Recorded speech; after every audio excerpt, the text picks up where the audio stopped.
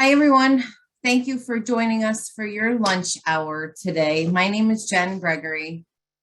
I'm the Executive Director for Southern Tier 8 Regional Board. As many of you know, we started this series. So if you are seeking credits, please contact your county planning director, or if you're in Schoharie, contact your local planning board. Make sure that your screen has your name on it so we can verify that you are here. So if your screen says iPhone and you're looking for credits, we won't know who that is that was here with us today. So I'd like to introduce, this series was put together thanks to all of our county planning directors, our 8 county planning directors across the Southern Tier 8 region. Some could not be with us today due to illness and other reasons, but I'll introduce the folks that are on board and ask them to raise your hand so you can see who they are speaking today with us. Elaine Jardine is from Tioga County. Shane Butler is from Shenango County. Katie Borgella is from Tompkins County. Shelley Johnson is from Delaware County. And Tricia Gisette is from Portland County. While many zoning practices are at a local home rule level in your municipality, the team here, they're experts in their field and can offer some general guidance on this issue, as well as talk about general infrastructure practices and how that's supported at a county level for all of you. So we wanted to take this time we gathered some common questions throughout the last few months. So I'll be asking the planning directors those questions. And if you have any additional questions, please post them in the chat and we'll monitor that as well. So thank you for your patience while we were getting on today. I'd like to turn the mic over to Shane Butler from Shenango County so he can give an introduction to the program today. Hello, everybody. So again, Shane Butler from Shenango County. One of the things we just kind of wanted to briefly let you know and just kind of remind you is that because we're a home rule state, many of the different municipalities in our region of 8 counties may or may not have a variety of different land use tools with them. So they might include site plan review laws, subdivision laws, zoning laws, and just to keep in mind that, to determine whether or not your municipality has this and how that could affect housing. So as we kind of talk today, just remember, so your municipality may or may not have guidelines that may impact how housing development can either come into your community or not. And just a reminder too, that you really should have a comprehensive plan, that just because you have zoning or site plan review or any of these land use tools, you really should still have, and you're really required to have a comprehensive plan that backs those laws. And just another reminder that we as county planning directors, we are not attorneys, we're your county planning directors. So anything that we talk to you about today or have talked about in the past is not legal advice. It's just us offering kind of some local examples from across the Southern Tier in our counties of housing aspects and what you may or may not choose to do in your communities. Thanks, Shane. And it's for those of you that have been to industry summits before, that is that sharing some of the best practices. When we look across at what some of the actions were taken to support development across the counties, we really saw some of these land use challenges, some really good examples. So that's what we wanted to offer today for you. So all of us have experienced pain from flooding across the region in one way or another, especially over the last 10, 20 years or so. We're fortunate enough that our planning directors have been with us through this before. And we wanted to talk about some of the measures that can be taken in mitigating the flooding that we have throughout the region. So I'd like to ask Planning Director Shelley Johnson to speak about some of the housing challenges and solutions that she's offered with her municipalities there. Shelley? Thanks, Jen. So for those of you that are from Delaware County, and I see some familiar names from our planning boards on this, Delaware County has a lot of flooding. We have a lot of floodplains. All of our hamlets and villages were built on streams and built on rivers because of ease of transport, because it provided a food and a water source. It's kind of naturally how communities came about. In today's world, what that has created is challenges for retrofitting existing housing structures. It's created floodplain impacts in our local communities that are hard for them to overcome. Here in Delaware County, in my career, we have participated in 5 FEMA buyouts. In total, we have acquired 217 homes and villages, or homes and businesses in our hamlets and villages to sort of eliminate flooding for those specific properties and free up floodplains so that the waters can flow elsewhere and reduce flooding impacts to other housing. But it still doesn't solve the problem. It actually creates another problem. That's 217 homes and businesses that no longer exist or no longer on the tax rolls. It creates sort of this domino effect for the communities, especially in a county like Delaware, where we're so rural. We don't have a lot of housing stock to begin with. So being able to develop housing becomes a real challenge. One of the other issues we have is for it to be cost effective to build a housing project, you really need access to sewer and water. Primarily, you're going to find that in hamlets and villages, and our hamlets and villages are on floodplains. So we have this sort of problem with how do we address that as a community to replace housing stock that we've lost, whether it to be to a natural disaster or to these buyouts that we're doing, and how do we connect them to sewer and water? How do we get a developer who's interested in taking the risk of developing in those floodplains? It becomes a real challenge. On top of that, you have building code issues where, you know, back when these houses were built, FEMA didn't exist, flood laws didn't exist, the requirements for building in a floodplain didn't exist. Today, there's pretty restrictive standards. And back after the 2011 flood, the federal government changed the standards for flood insurance. So I have residents in some of my communities that pay more every month for their flood insurance premiums than they do for their mortgage, because flood insurance is now based on the lowest living level of your house, how far it is below base flood elevation, versus being subsidized as it was in the past. So that's made it really difficult for homeowners to sell homes. It's made it difficult for homeowners to invest in their homes and their properties. And it's created a situation where communities actually have what we call zombie properties. People have just abandoned them. So it creates a whole big problem for housing inventory of our existing housing stock, but it also creates a situation where building new housing is a problem. So one of the examples we have here in Delaware County is in the village of Sidney. The village of Sidney was flooded in 2006 and then again in 2011. The majority of our homeowners in Sidney tend to be in the retirement age. They're on fixed incomes. After 2006, they spent their life savings rebuilding their homes. They couldn't afford the flood insurance after the 2011 flood because of the change with the Biggert Waters Act, changing how their insurance premiums were. So they had no other choice than to sell in a flood buyout or abandon their homes. Some people let their homes go for $10,000 or $15,000 to an absentee landlord that put bare minimum effort into it, cut the house up into apartments, and we ended up with apartments that arguably people probably shouldn't even be living in. So we have this challenge now of these zombie properties, these communities that are sort of picked apart by these buyouts, leaving vacant lots here and vacant lots there. It's like a smile with missing teeth. And it really doesn't do anything for the community.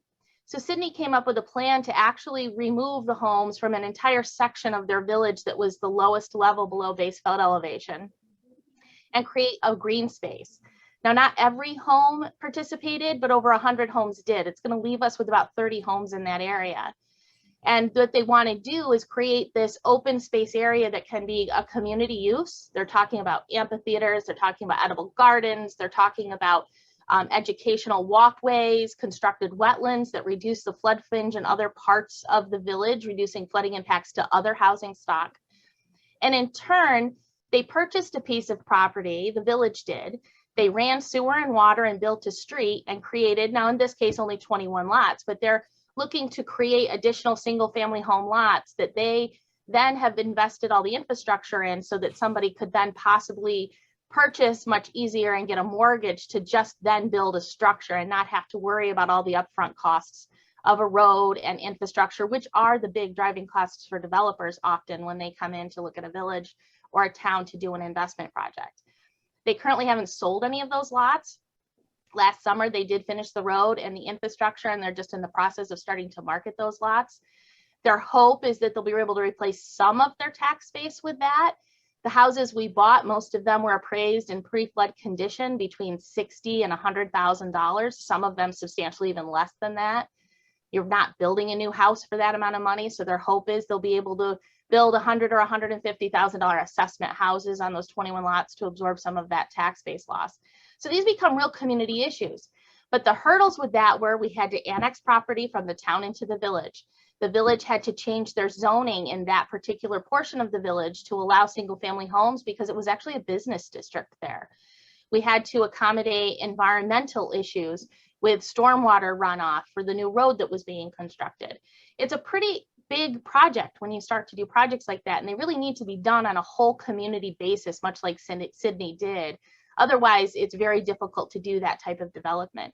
And not every community is in a position to have land that can be annexed in. So sometimes even finding property near you that can be annexed in that you can tie to municipal sewer and water to make more cost-effective housing can be a real challenge, especially in our floodplain communities where it's hard to find property not in the floodplain.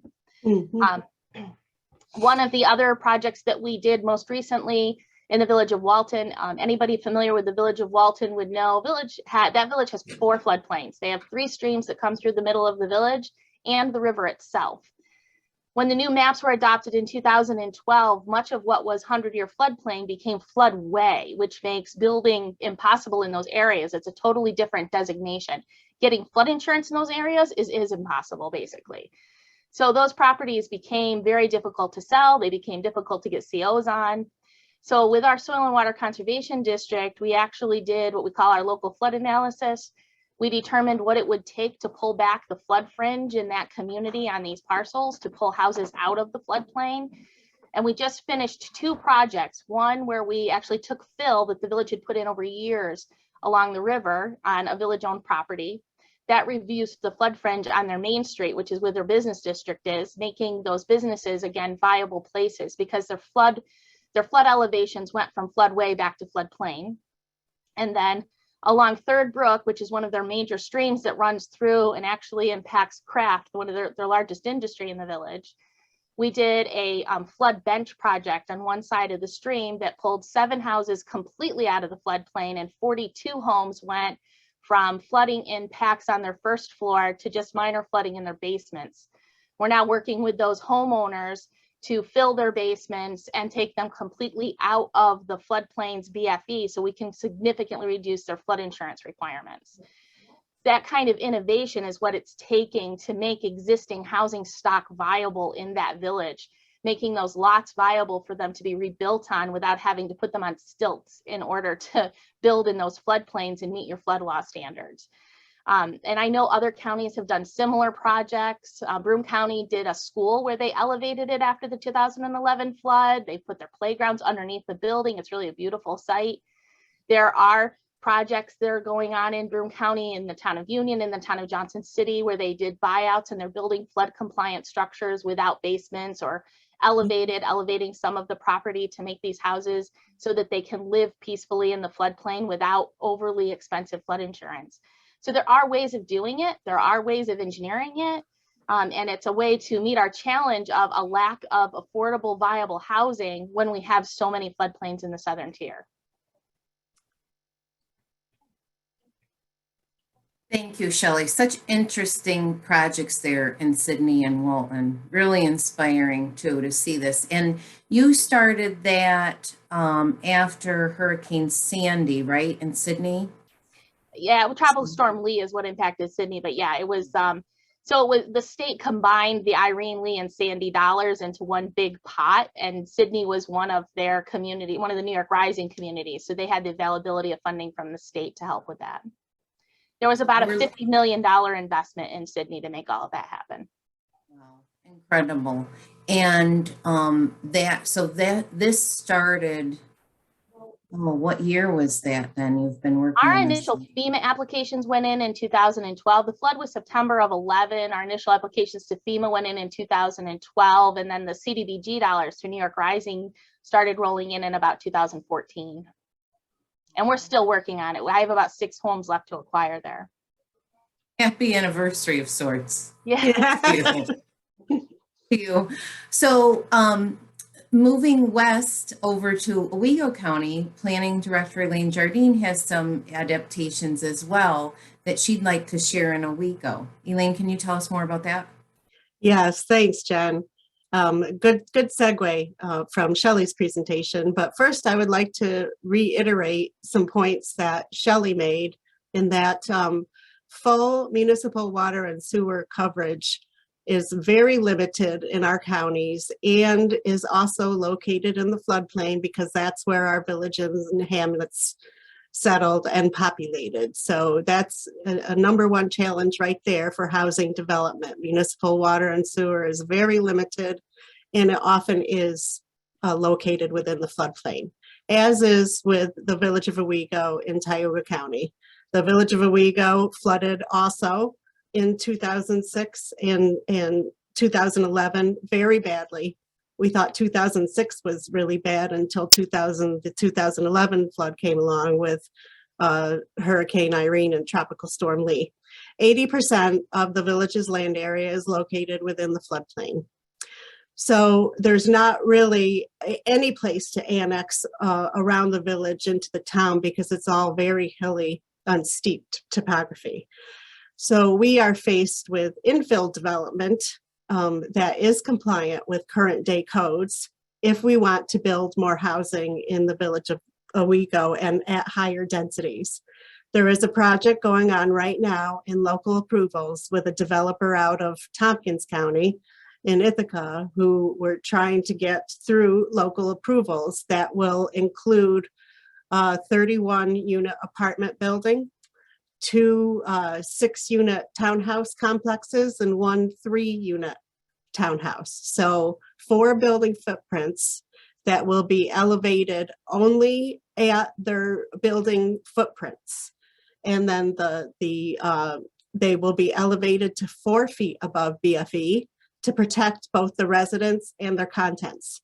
So again, as Shelley said, they can live peacefully and safely in a flood zone. And so this results in a net zero development, even though that there wasn't any cut done from the same site, it still results in a net zero floodplain impact. So the foundations will be empty crawl spaces and with flood vents, so flood friendly, and the parking lots will be at BFE. And there will be stormwater, infrastructure underneath the parking lots. So that is one innovative way we have found to infill development. Our land bank took down about 10 houses in that neighborhood, very unsafe living conditions and dilapidated. So we are hoping that the Village of Owego Planning Board and Zoning Board of Appeals both have permits that that they need to grant in order for this project to move forward. Hopefully that will happen at the end of this month. And then those people that were displaced from that neighborhood can come back and live in high quality, dignified housing that serves that low income neighborhood. Thanks, Elaine. You mentioned a tool there or an organization, the Land Bank. Yes. Can you describe what that is and how it can be utilized? Yes, our land bank is a separate 501c3 organization. Many counties have land banks that can acquire property with the cooperation of the property owner and the village, because then these usually happen in villages where the denser houses are located and very old, again, dilapidated, poor condition housing. So the land bank will acquire those properties and take down the houses, and then they either remain undeveloped, or the ultimate goal of a land bank is to redevelop those properties. But of course, whatever you redevelop has to comply with the regulations put in place in terms of flood damage prevention laws and zoning, zoning and site plan review, any approvals that are needed to get the redevelopment approved on the then vacant properties. And the treasurer's office has to cooperate too, because they need to agree to not put some of these delinquent properties on auction and hand them over to the land bank. Oh, that's an interesting perspective too. Yeah, Getting it is another tool in the toolbox for Excellent. infill or redevelopment. Cool. Well, not only do we have flooding in the area, but what many of us like here is our historic character. However, bringing about our historic character, we're looking at historic homes and probably some historic infrastructure underneath all of that and supporting those homes. So with the older infrastructure, that brings some challenges, and also building new. As all of us will be working to meet some of our climate goals as well, there are adaptations in infrastructure. And there's some interesting supports for infrastructure development happening in Tompkins County. So I'd like to ask Sustainability and Planning Coordinator Katie Bergella to speak and about what's happening there in her neighborhood. Sure, thanks, Jen, and hi everybody. Good to virtually meet you. I guess to talk specifically about the infrastructure side of things, in 2019 we started a program called the Housing Affordability and Supportive Infrastructure Grant, and the idea was to try to build capacity amongst our towns and villages to get the bigger federal community development block grant dollars. A lot of our smaller towns and villages don't have any staff. They have very little capacity for grant writing, even though they might have great ideas. And so a lot of money is left on the table with each of the funding rounds. And so the idea was to provide up to $10,000 to these municipalities so that they could hire somebody to do a study or hire additional staff to do studies to support a grant application, or just hire a consultant to write a grant application for them. We've had fairly good success with it since it's been going, and that includes 1 year of the pandemic where we didn't fund it. So in that short amount of time, we did have one town did a traffic study that resulted in a report that will be necessary to have the further investment in a phase 2 of their town center study. The first phase received an estimated $16 million from state and federal funds. So something like that can draw a lot of money to your community. They also, there's another town that's looking at preparing a generic environmental impact statement for their town center incentive zone. We have a village that is hiring a consultant to do a housing conditions inventory, or actually they did that already. And that paved the groundwork for a successful CDBG award of $500,000 for their town to do rehab assistance for their low income homeowners in that village. And then finally, we have a town that is currently using the funds to develop a CDBG application to fund housing rehab in their town as well. So just wanted to mention that. And then I thought I'd also talk just briefly about our Community Housing Development Fund, which is kind of our premier public-private partnership in Tompkins County, where we try to support rehabilitation of aging housing stock as well as construction of new units. And I'll just kind of put it in context with Tompkins County. We have a pretty significant affordability crisis for housing, both for the home ownership market and the rental market. In fact, we have 27% of our workforce, or roughly 16,500 people every day in commute from outside surrounding counties, because it's, well, there are a lot of different reasons, but in many cases, it's more affordable for them to be able to live outside of Tompkins County. So we've recognized this problem since our 2004 comprehensive plan, and I'll put a shout out again for comprehensive plans because they really can help drive innovative and important work in your community. So our 2004 comprehensive plan identified the need to do an in-depth housing needs assessment. So we did that assessment in 2006, which resulted in 2007 doing a housing strategy. And there were 4 main recommendations in that strategy, and one of them was to create this housing fund. So that's, it's been going since 2009. It got formed. So far, the impacts have been, it's played a significant role in 802 units being created in the county, just pretty significant for low and very low income tenants. And we've had so far an investment commitment of $5.4 million from the partners, and we've leveraged, we estimate, $250 million. So it's been a really great program, and we're happy to talk to anybody about creating something like that yourself if you're interested. But it's a partnership between Tompkins County, the city of Ithaca, and Cornell University.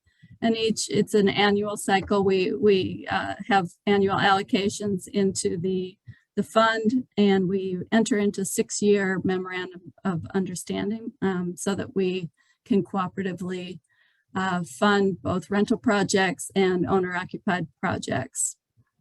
And I will say one of the evaluation criteria is smart growth. So we are very aware, tying back to the infrastructure aspect of it, part of our comprehensive plan identifies development focus areas where we have a concentration of water and sewer, transit service, jobs, and housing, where there's capacity there to build on the existing infrastructure and not have to spend all the money to expand it. And so that's something that we keep to the forefront of all of our housing activities, is trying to direct as much housing as possible into the development focus areas. So we efficiently use our infrastructure. And in fact, nearly 77% of all recent housing has been constructed in our development focus areas. So that's a real win. And the only other thing I'd really like to mention is the importance of our county industrial development agency having policies around density. They have one policy around building in kind of the urban core area and getting enhanced tax incentives for that. And we have another one that was recently adopted on workforce housing. And that policy requires either setting aside a minimum of 20% of units available for households earning 80% or less of area median income for getting their tax incentives or paying into this community housing development fund. And so we're anticipating it'll be a significant infusion of money into this fund to further spur these projects being successful. So I hope I didn't talk too long, Jen. No, Katie, very interesting approach there. Really funding your own development. What a great way. We did have a question as well from the live audience now, that you referred to a program to help offset the cost associated with grant writing. Is that program still available? It is in Tompkins County. Yeah, it was part of a 3-year pilot, and we're in our 3rd year right now of that pilot, and we'll be doing an evaluation of the program to see whether we're going to request funding for it into the future from our legislature. Oh, cool. Cool. Thank you for sharing that, Katie. I am going to look over to Shenango County now. Our planning director and airport administrator, Shane Butler, has some interesting programs with CDBG funds that I think may be relevant to share with the other communities. Shane, can you discuss the highlights of those programs? Sure. So if you are a low to moderate income municipality, your municipality, whether it is a county, city, village, town, and it really depends on your capacity.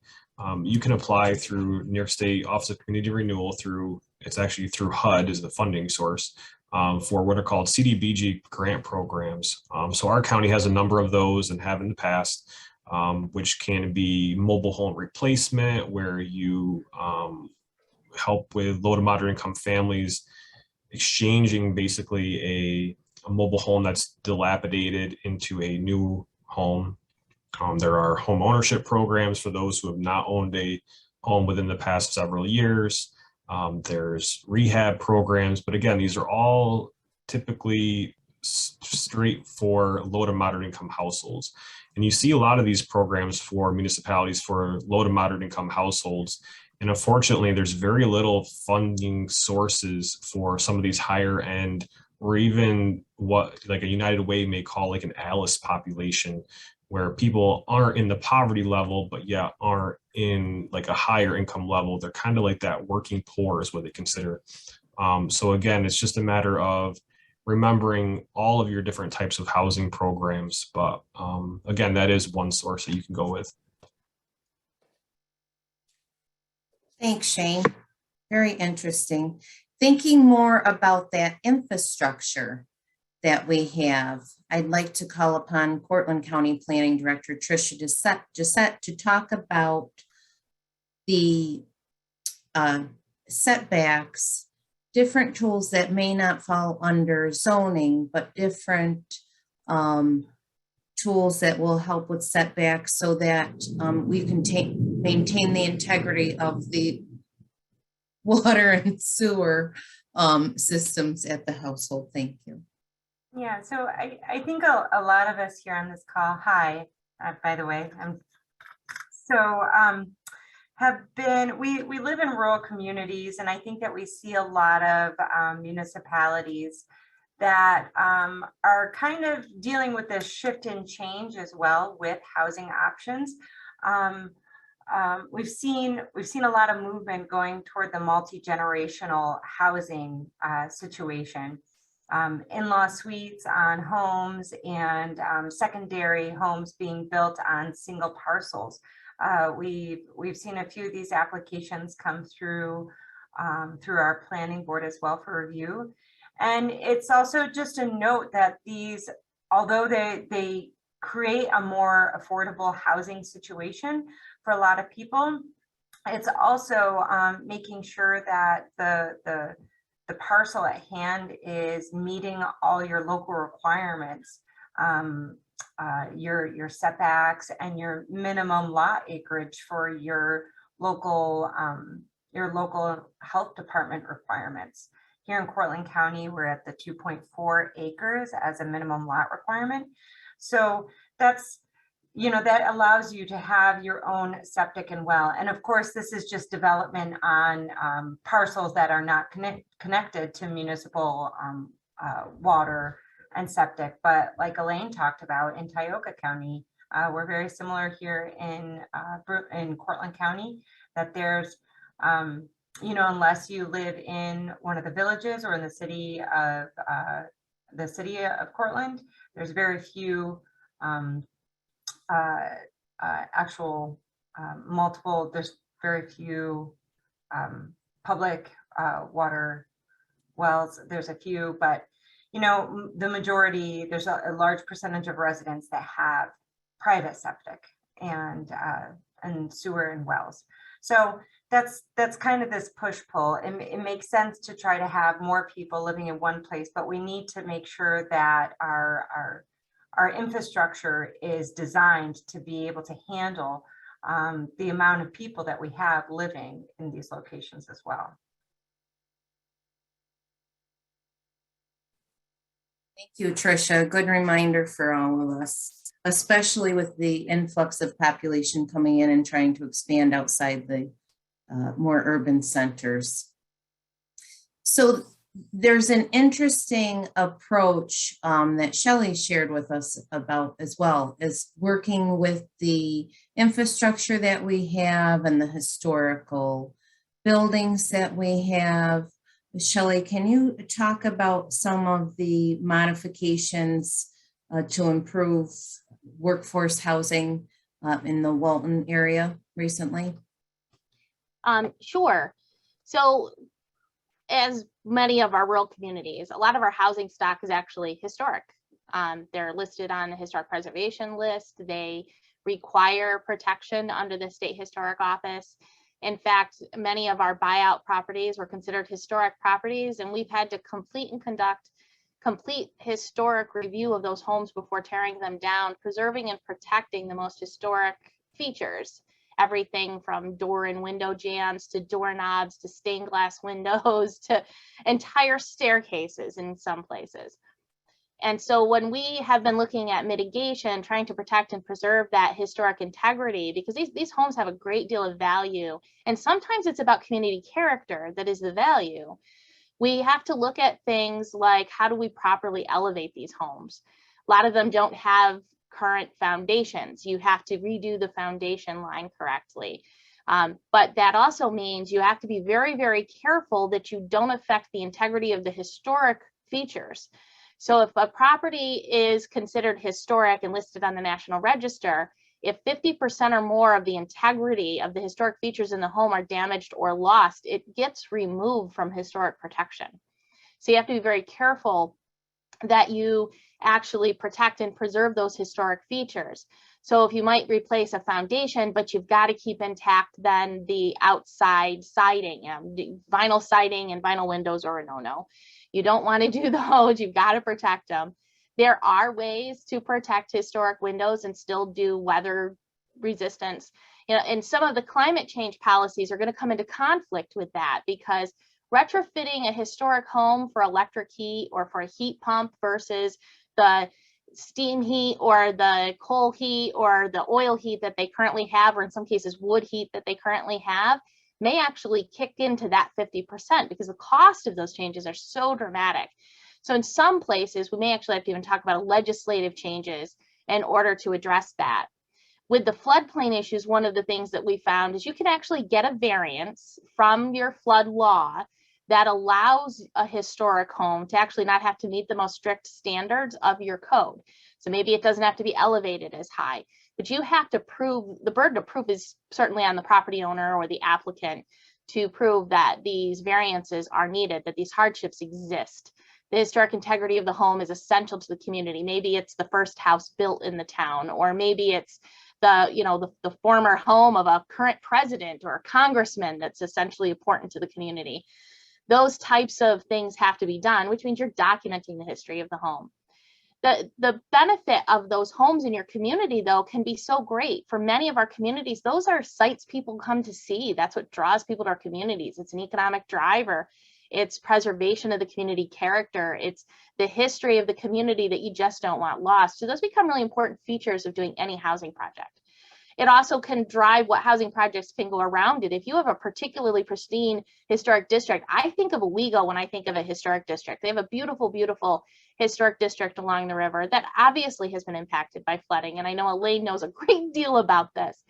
But when you have that type of historic community, the last thing you want is a whole bunch of brand new houses meeting all these features that are now taking away from that community. So you have to be really careful about where you build new housing when you have historic homes. You have to be careful about how those historic homes are retrofit so they don't lose their historic integrity. I think of mitigation, especially with housing, as a dominoes game. You have to kind of figure out the strategy and then watch and see what next domino falls and then address that strategy too, because everything has a compounded impact and we have to evaluate those as we go.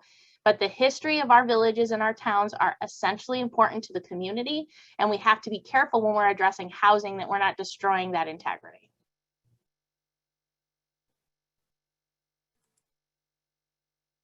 Shelley, thank you for offering that perspective with historic properties. Also historic, but maybe it doesn't give you the same sense of pride in the area, are brownfields that we have throughout the area. And Elaine, it looked like you froze there for a minute. Okay, you're good. Can you talk about some of the applications with brownfields? Sure, but first I'd like to say, I know all our planners enjoy Shelley's talks about housing in Delaware County and the villages. It's just fascinating how many stories and projects and instances of all aspects of housing Shelley has encountered during her esteemed career there in Delaware County, which we can all learn from and emulate. So moving on to this topic, it not only deals with brownfields, but with our New York State climate action goals and decarbonization of the economy to reach our reduction of greenhouse gas emissions.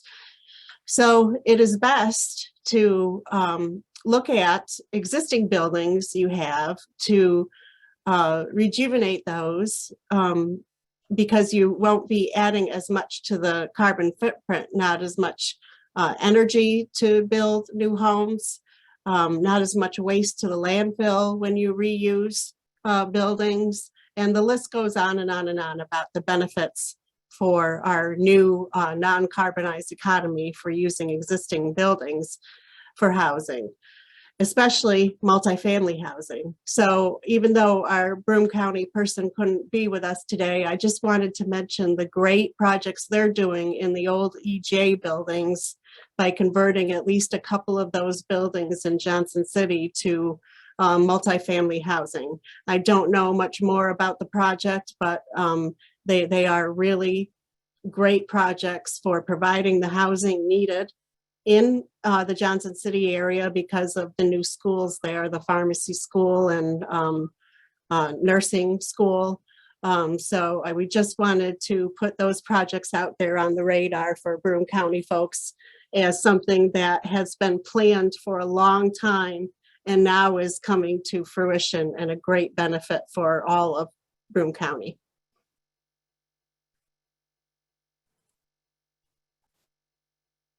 Thanks, Elaine. Yeah, we wanted to talk more about that, but unfortunately just couldn't have Beth with us today. Discussing all of those, though, are there any additional questions in the chat?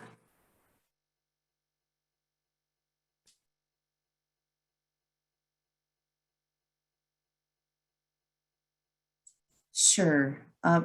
Shane Butler, can you mention, we talked about water and sewer energy, and this call would not be complete if we mentioned broadband infrastructure. So can you mention how everyone on this call can be engaged in supporting that effort? Sure. So right now the state is working on a broadband survey, and it's throughout New York State. So whether you're in the Southern Tier 8 region or if you're listening to this from another region of the state, we really encourage you to take that state survey about broadband. And you can go to, sorry, it's off the top of my head, but I think it's empirestatebroadband.com, I think. But we can put the link in the chat. Look at that, empirestatebroadband.com. So really what that will do is that's going to help us as planning directors really decide and help find that funding source for those areas in our communities where broadband is not available or is underserved. So I've had a lot of questions this week about, well, I don't have broadband, so how can I do that survey on that website? There is a phone number. You can request a paper copy of the survey and fill that out. But other people were like, well, if I don't fill out the survey, that means I don't have internet. Well, no, not necessarily. That might just mean that no one in that area wanted to reply. So that puts a harder job on us to determine whether or not that is an underserved area. So if you don't respond to that survey, we don't know whether or not you have internet, or if you're completely comfortable with your internet and you love your speed. So really, even if you do have good internet, we ask you to please fill out that survey, because you might be the only one in that area that fills it out. But we'll soon be getting some data back in our respective counties. And like I said, this will really help us find funding and really reach out to your areas and get that infrastructure, so that people, whether you're doing housing development out in rural areas, people are really going to be looking for that piece of infrastructure when they're locating, similar to water and sewer. That will be a prominent piece of infrastructure for developers when they're looking at siting these facilities. And what do we know so far? It increases the home value by $6,000 at least if you have internet access. So that benefits everyone. What an improvement. So we are working diligently on that effort as well. Trish, did you have anything to add on that front? Yeah, I just wanted to reiterate how closely that ties with the housing market. I, in the last 3 days, gotten 4 different emails from individuals looking at parcels or properties to purchase within the county, and they wanted to know what the status was on internet availability, because what was available at those homes was unacceptable for their need to work from home. As we're all participating in right now, so many in on this call are joining on home. And if this is how you operate for work or school, it's like you said, Jen, it's just another piece of mandatory infrastructure that you need to have when it comes to where you want to live. And I just, before I came here, was in a committee meeting discussing results from Cortland County did a broadband survey with ECC Technologies, and we found that we have 279 miles of road just within Cortland County that is lacking proper internet availability. It's a real issue that I think we're all thankfully working together to try to outline our options and how we can fix it. But it's a really important thing right now. Nothing new, but I think that for some communities in Cortland County, we've just even admitted that this came around 10 years ago, and a lot of people are hesitant, but COVID has really brought it to the forefront for a lot of people. Absolutely. And Travis Odell, thank you. My estimate was really low. He said that could swing values in excess of $100,000. I can tell you I'm one person who moved 3 miles because I knew I wasn't going to have service for years. So think about the cost for that, for everyone, and your tax base as well. It's important for all of us. I will put in a shameful plug here too. So if you are receiving ARPA dollars and you would like to expand this infrastructure, please reach out to your county planning director or myself, because we are exploring opportunities where we can leverage those dollars. What that means is if you're making an investment, we could possibly double that investment with your ARPA dollars. So keep us in mind for that. And I think Elaine Jardine, it's coming up upon the hour, but before everyone signs off, I think we had a call to action for everyone on the call. If you can share that. Yes, thank you, Jen.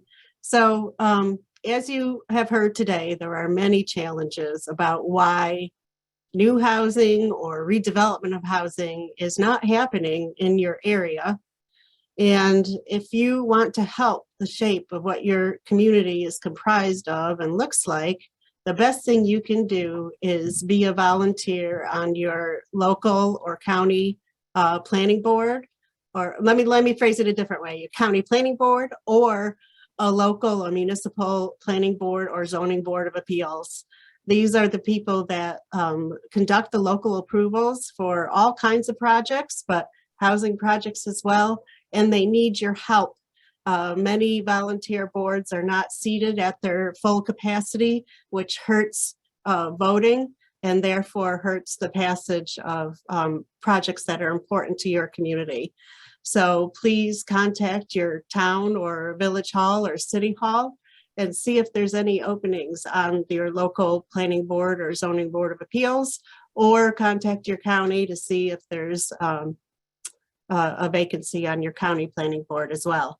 IDA board, land bank board, there's all kinds of boards at, believe it or not, at your county and local governments that affect development and directly impact development in your communities.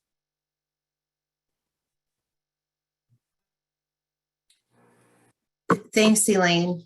And I think Shane mentioned it. Oh, he also suggested there are also, if you are talented and have the expertise, there are several openings at the county planning departments, as well as the regional board. Kind of a shameless plug, but Oh, right. You didn't know you were getting such a commercial.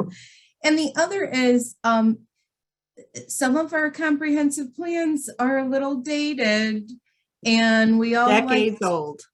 hearing about Katie's opportunities to leverage funding, and that she's able to do so. You heard by all the plans that were updated. So please support those efforts, because this is the outcome of that, is that these additional opportunities and applications can then be developed for such. Elaine, is there a risk? What's a current risk too for the communities if they don't have an updated comp plan? Well, if they don't have a comprehensive plan and there's, let's say, we'll put this in the positive and negative. Say there's a housing development, multifamily up for local approvals, and your comprehensive plan says, yes, we need multifamily residential units and we need them in these areas of the village. Then you can go to even if you're just, Joe Q Public, you can go to a meeting and say, look, our comprehensive plan says, yes, we need these, the housing units in this area. So please approve this project. The other thing is if a municipality gets a proposal by a developer, but that's maybe not something that the municipality would like to see within their boundaries, whether it's some kind of industrial or commercial type project that just doesn't fit within a small village or a very rural town, then your comprehensive plan needs to say that. It's not, unfortunately, it's not a legal but legally binding document, but it can be used in legal cases. And it is used by judges that it kind of sets precedents or whatever you want to say, that either your laws are consistent or inconsistent with the comprehensive plan, or a proposed project is consistent or inconsistent with the comprehensive plan. So legal regulations are challenged based on it, and projects, proposed projects can be legally challenged based on the comprehensive plans. So they really have to be as close to up to date as possible, because if they are decades old, well, a judge could toss out the case because, there is no legal standing, as there is no comprehensive backbone for defending or not defending a project. That's so significant, Elaine. Thank you for succinctly sharing. This is why it's so important to your community to have that resource and develop that resource with your residents. And if anybody else cares to supplement my answer, please go ahead. Hearing none and understanding we're in the world of Zoom and it's just after 1 o'clock, I'd like to thank our speakers, all of our planning directors, for putting together this series and taking your time to present today to the group. We will be following up with emails of recorded sessions. As questions come up, please don't hesitate to reach out when we send that email out, and we'll distribute those as well. So thank you everyone for your interest in this program, and enjoy the rest of your afternoon. Thank you.